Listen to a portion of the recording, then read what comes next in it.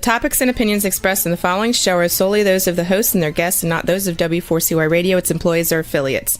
We make no recommendations or endorsements for radio show programs, services, or products mentioned on air or on our web. No liability, explicit or implied, shall be extended to W4CY Radio, its employees, or affiliates. Any questions or comments should be directed to those show hosts. Thank you for choosing W4CY Radio.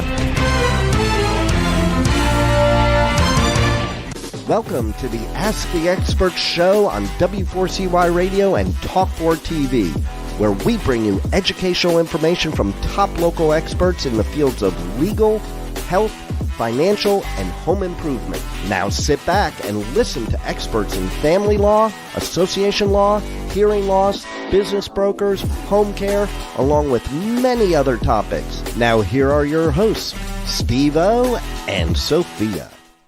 Hey, good morning, Houston. Welcome to another Ask the Expert show, where we bring you the top experts in the field of legal, health, financial, and home improvement. Hey, we've been doing this show for the last 16 years, and we have a community association law firm in Florida who's been with us for 15 years.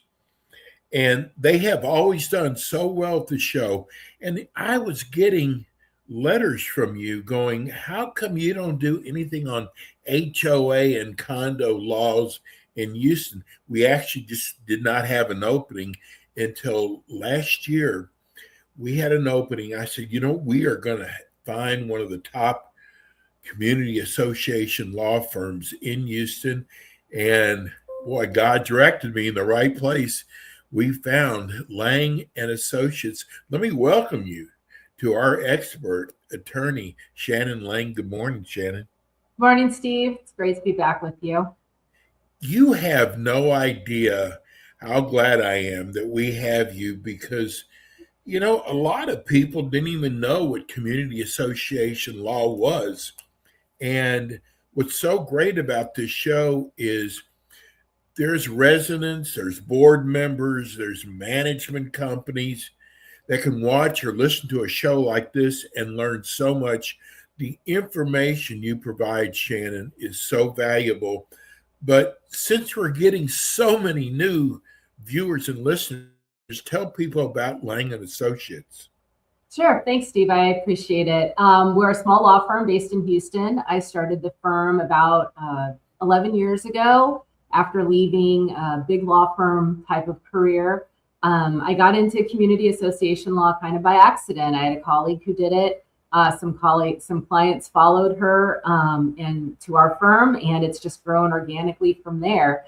Like a lot of your listeners, I wasn't aware of the broad scope of law that HOA and condo law covers, and I've found it to be, really rewarding. We get to work directly with homeowners and board members. Before I was a lawyer, I was a social worker, and I actually think that those skills are very useful in HOA law because so much of it is about managing personalities and, emotions run really high when people are dealing with their homes. So we find that coming to these HOA issues with kindness and empathy and a problem-solving mindset has gone a long way towards furthering our clients and enhancing stability in our communities. We get so many people writing us with complaints. And what I've learned from you, if you're going to complain about your board, run for the board. Oh, yeah. Do something about it, right? Absolutely. We get calls a lot from homeowners who are looking for legal help because they don't like their board. And the first question we always ask is, have you run and will you run? And when they say no, we say, well, I'm sorry, we can't help you. If you're just going to sit back and complain, that's just not the kind of client we want. Yeah. Oh, you are so right. Well, I'm curious because you get a lot of phone calls. What is probably the number one question that you get from residents and the number one question you get from board members? The number one question we get from homeowners is definitely, can they make me pay this money? And the answer is yes, they can. I think this goes back to how people buy houses. really seem to pay too much attention to what's happening during the closing process. And so we'll ask questions. Well, you got a title commitment, right? Your title commitment told you that there were deed restrictions. Did you read them? Did you understand that by purchasing, you were agreeing to be in an HOA, to having a lien on your property to secure the payment of assessments? How do you think that swimming pool in your community is paid for? And what we find is people just aren't paying attention. They don't understand what they're getting, and they don't understand how it's funded. So when we get those calls, we try to just explain and try to get them to understand that they get a lot of amenities and they get a lot of value, even in a community that doesn't have a swimming pool or sports courts. In a well-run HOA, you're going to see higher property values just by virtue of the maintenance obligations and the standards that should be enforced. From a board member perspective, the question we seem to get a lot is, unfortunately, how do I deal with this homeowner who keeps threatening? We're getting a lot of, and that just kind of goes back to managing personalities. But the one we're seeing more and more that's really concerning to us is the number of communities that are being impacted by cyber attacks. And in the last few weeks, we have gotten many calls from boards and from people we don't represent yet saying, our management company sent money to a hacker because somebody, a vendor, got hacked, sent payment instructions to the management company to a new bank account, and the money left. And that's a new one. It's an increasingly common one, and it's just one more thing that is impacting community association law and how we manage risk, how we evaluate and negotiate management contracts, and how we ensure that the people involved in running these communities are aware of this new risk. So every day is a little bit different, but this is an increasingly common one. But I would say most of our day-to-day is kind of just spent telling people how to deal with difficult personalities and trying to work through disputes that don't necessarily need to go in front of a judge, but nevertheless have a real impact on people's lives. Wow, Shannon, that actually happened to me. I got this notice online that if I didn't pay $40,000 that they were going to wipe out. And my content is so important to me. But what I learned from it is, and I didn't even have a backup. And that's what I learned out of it, that you got to have a memory stick to save your information. But it's amazing what the evil that goes on the internet out there. Oh yeah, we've seen massive losses for some of our communities as a result of this type of stuff. But it's all one of the other things I noticed, Shannon, God, 10, 12, 13, 14 years ago, the biggest question was about pets. But I never hear anything anymore about pets. No, we occasionally have some pet issues. We're dealing with one right now. A tenant in one of our communities allowed their dog to get loose. The dog killed another dog, bit a couple people. Texas law is not awesome when it comes to dog bites, but it's become, I wouldn't say routine and commonplace, but our ability to respond to that is pretty standard at this point. We don't run into too many pet issues. It's definitely, we're definitely seeing more issues in just interpersonal conflicts, which I think is probably a function of just changes in the economy. When people get financially stressed, they act out in various ways. And then the way technology is really starting to impact our communities with the hacking and also with AI. And what we are also seeing, of course, there's a lot of AI generated letters from homeowners raising complaints or making demands. And unfortunately, for the most part, the AI has not really caught up with reality. It's not super helpful, but it's a big distraction. In Florida, I wanted to touch on this because somebody wrote me the other day from Sugarland, and it's got to be a condo, because they said, why do I have to pay when a first floor condo is flooded out, that we all have to pay for that? Do you get that? We do. Condos are a totally different way of living. And we spend a lot of time trying to educate homeowners and boards on the answer to exactly that question. With a condo, you as an owner in a condo have an ownership interest in the entire property, in everyone's roof, everyone's foundation, everyone's siding. And that collective ownership means that, yes, when one unit floods, we all pay for it. But also when your roof leaks on the second floor, we all pay for it. If there were a fire, it would all be covered. And importantly, one of the major expenses, especially here in the Gulf Coast, and I'm sure also in Florida, is insurance. And the collective ownership structure of condos means that very expensive insurance premium is also shared, so the benefits of it are as well. Shannon, is there a guideline as to what an association can charge if assessments aren't paid? There's nothing hard and fast. A lot of that goes back to your governing documents. So if somebody doesn't pay their assessments, they should look in the governing documents and see if there's any limitations. But broadly under Texas law, you can be charged a host of expenses, late fees, interest, and cost of collection. You can be charged for the letters that come to you asking you to pay. You can be charged all of the legal fees that are incurred if that account is referred to legal. And what might have been a $500 or $600 assessment bill can rapidly become a thousands of dollars problem. But in Texas, nothing can escalate that quickly without notice. And so we strongly, strongly encourage all owners to maintain a good mailing address with their HOAs and open the mail. You have to look at it because these letters make a big difference. And, lawyers generally only have to show that they mailed it. They don't have to show that you opened it. And once you've been put on notice, then all of those costs of collection follow. In condos, that can happen on a much more expedited basis, again, because of the way condos are operated and funded. And you can find yourself facing a huge bill very quickly if you refuse to pay these assessments.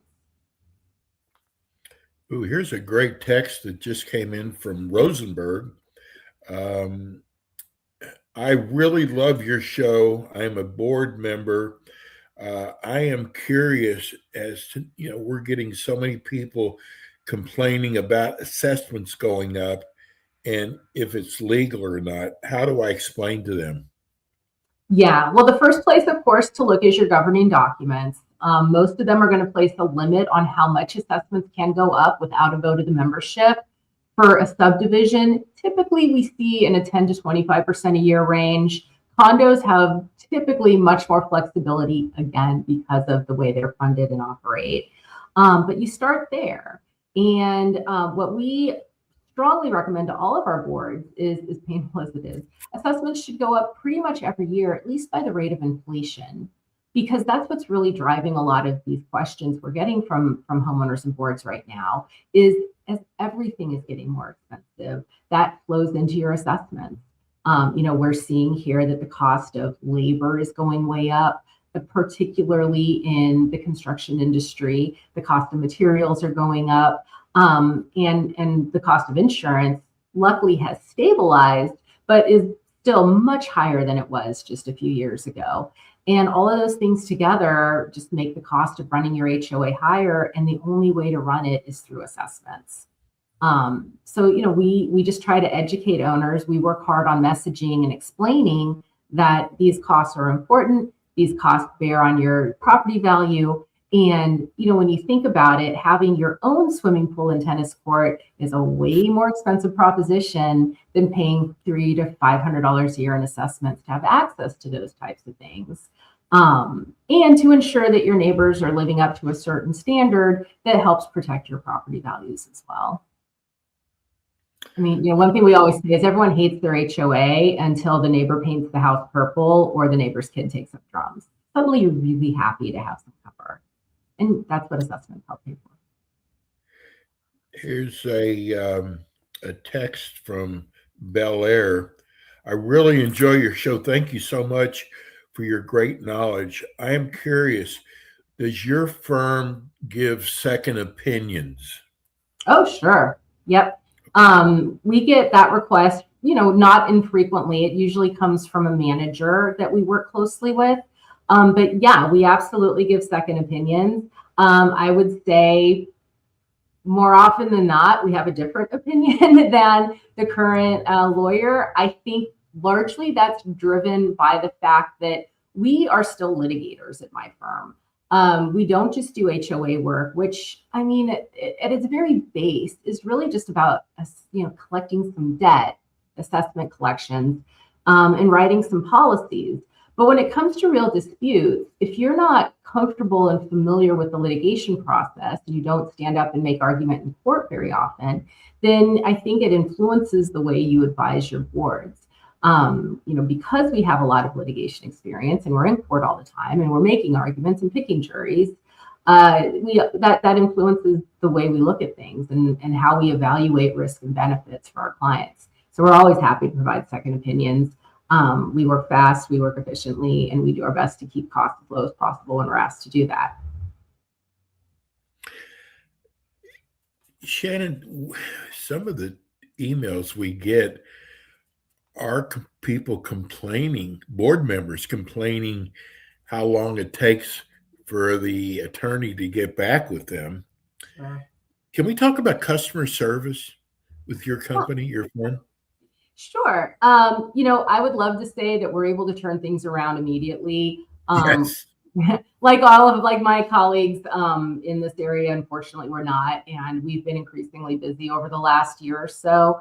But we work hard to focus on customer service. And on the front lines for us, that means answering the phones.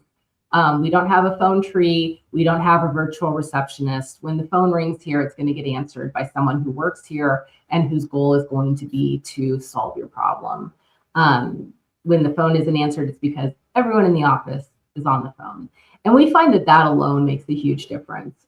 Just being responsive and making clear that you can talk to someone when you need to talk to somebody. From a turnaround time with boards, I confess, we're less quick than we used to be. And I've been working round the clock to make that better. It's certainly a goal of ours to flip things around very quickly. But we're not talking about months, we're talking about days or weeks, but it is challenging. And with HOA, a lot of things happen in fits and spurts. Towards the last quarter of the year, it's annual meeting time, and we could find ourselves at a meeting every night, 4 nights a week. And so, what we always try to do is set expectations and manage those and explain, this is what we think it will take, this is how much time we think it'll take, and we'll do our very best to fulfill that. But in the meantime, call, someone will answer the phone and talk to you.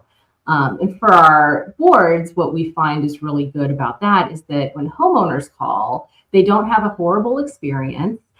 They are able to talk to someone. They should get off the phone with next steps in mind if their matter hasn't been resolved altogether. And we find that when homeowners have a good experience in a bad situation, they're more likely to be supportive of the board, which promotes stability, which of course is what we always like to see, stability and calm in these communities. Shannon, we're almost in April now, and hurricane season's right around the corner. Do you instruct your board members before hurricane season starts? We do.